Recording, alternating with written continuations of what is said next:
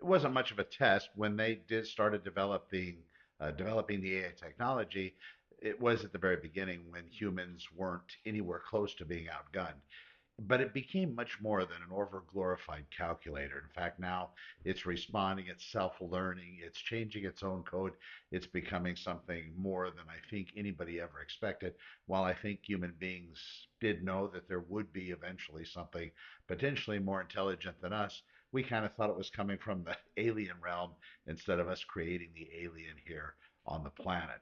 The thing that I would tell you to be most prepared for is the vast amount of change that's going to be happening rather quickly, just because of the control mechanisms that aren't being put in place. And it's always under the understanding that if we start to control our own development of artificial intelligence, other countries are going to get to it faster, and whoever gets to it the quickest, the actual artificial general or super intelligence, that's going to be the game changer. Now, just for clarification, just for your own knowledge, artificial intelligence is kind of where we are. The two other levels of it, the artificial general intelligence, would be AI systems that are smarter than every human being and every capability. That's when we're going to see the most dramatic job loss.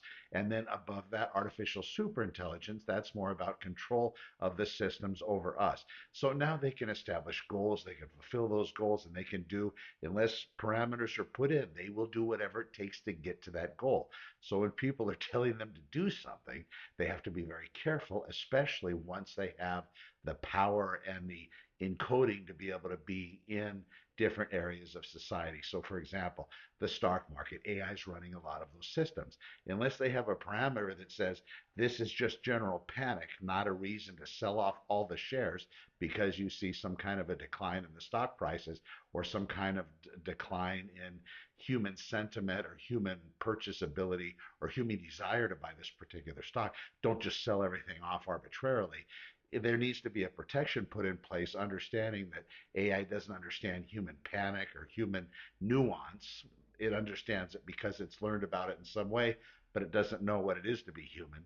So you have these systems that might sell off everything in a panic when it's just kind of a potential market adjustment, as we as human beings do. You know, the government says something that has a reaction, and if the system is controlled by AI without the proper protections put in place, that's going to sell everything off.